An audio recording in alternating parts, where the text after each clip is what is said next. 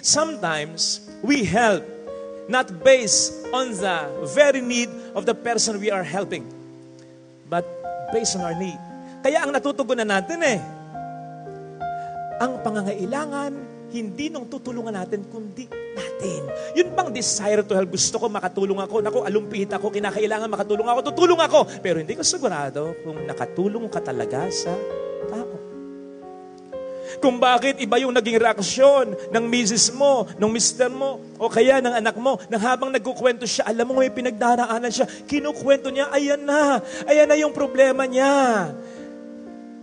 Sa trabaho, sa negosyo, sa pag-aaral niya, bigla mong ikakat, okay na yun, ako, huwag mo nang isipin yun, move on na, ako, stress lang yan. Without letting them pour out their emotion or process their emotion, tapos magtataka ka sa ganong reaksyon, hindi ka nakatulong. Sinatisfy mo lang yung urge mo na dapat makatulong ako, bla bla bla, pero hindi ka talaga nakatulong. Bakit hindi natin alamin yung tunay na pangangailangan ng kapwa natin para matumbok natin? And that, I believe, can be very well achieved through genuine listening. This is the very reason why oftentimes, iniisi-isi lamang natin when we speak of listening. I'm listening. No, sometimes you are just hearing. When we speak of genuine listening, ang gumagana dito, hindi lamang ang ating tenga, kundi pati puso ng tao. It's not just an act, it's also an art. And when we say art of listening, there must be an effort on our part. Kailangan pagsikapan mo, mapakinggan talaga yung tao. Halimbawa, nag-uusap kayo ng taong mahalaga sa'yo o kahit ng sino na may kinakailangan kanyong i-resolve. Pakinggan mo. Hayaan mo siyang magsalita. Hindi yung sabat ka ng sabat. Sabat tayo ng sabat O hindi ka man sumabat. O di ba? Madalas ang ginagawa natin, nagsasalita siya, pinoproseso mo yung mga sinasabi niya, bawat letra, dinadissect mo, nasa loob-loob mo, loko to, ayoko nang sinabi niya, mamaya ka sa akin, mamaya. Iniisa-isa ko, ninanumberan ko mga objection ko sa mga sinasabi mo.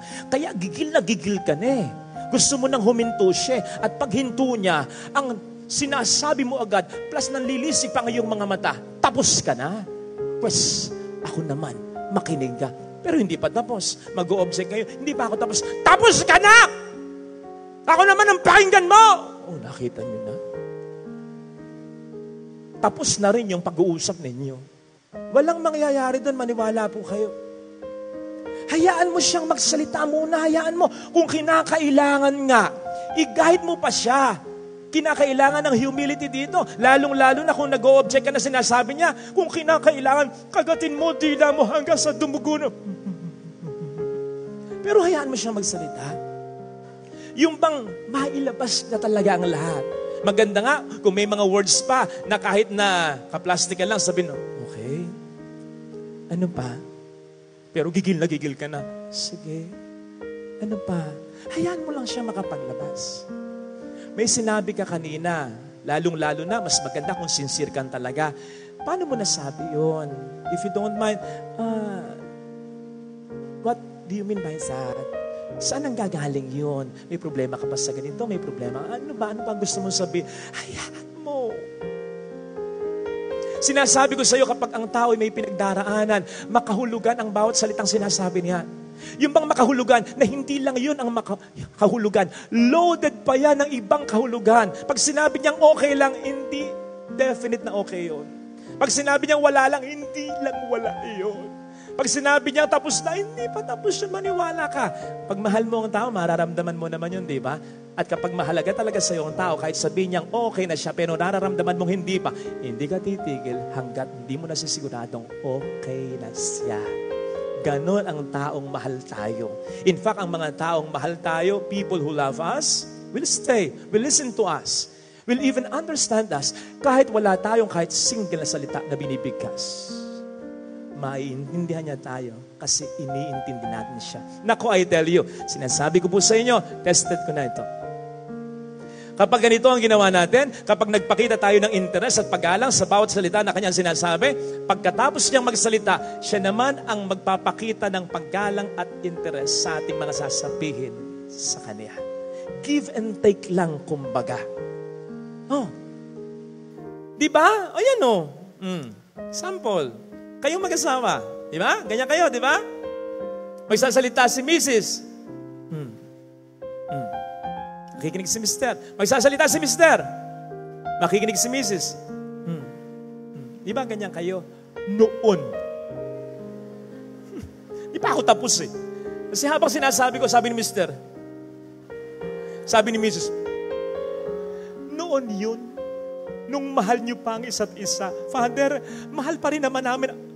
Oo, mahal niyo pa rin ang isa't isa. Pero dapat may question doon. Bakit hindi na ako nakikinig sa aking asawa?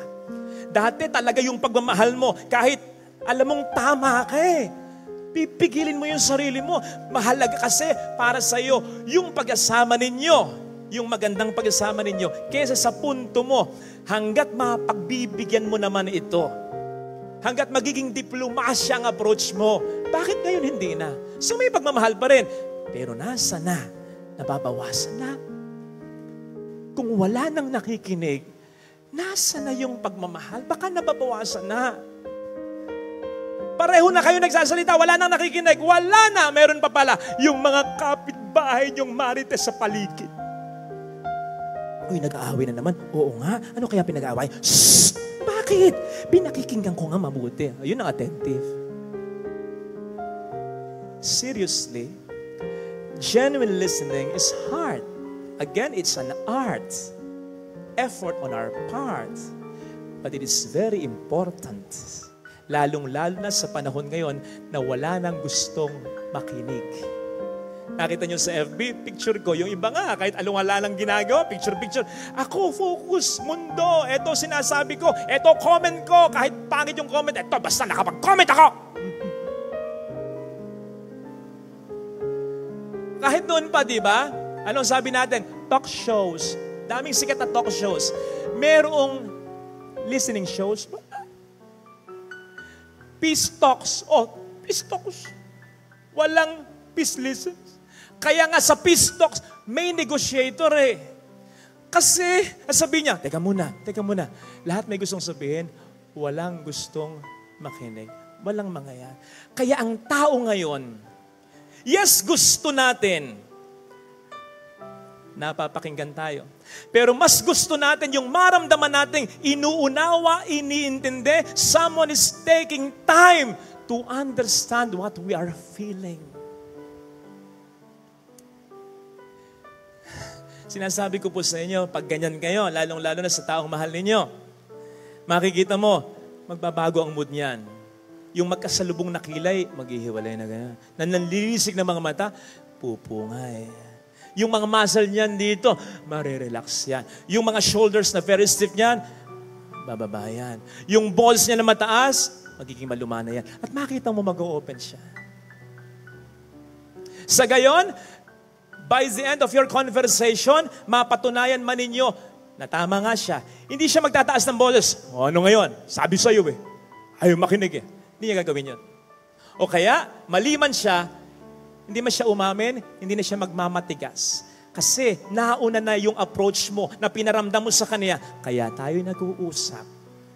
Mahalaga ka sa akin at ang ating pag-asama. Parang hindi kayo kumbinsido, ano? Kasi nga mahirap. Mahirap to.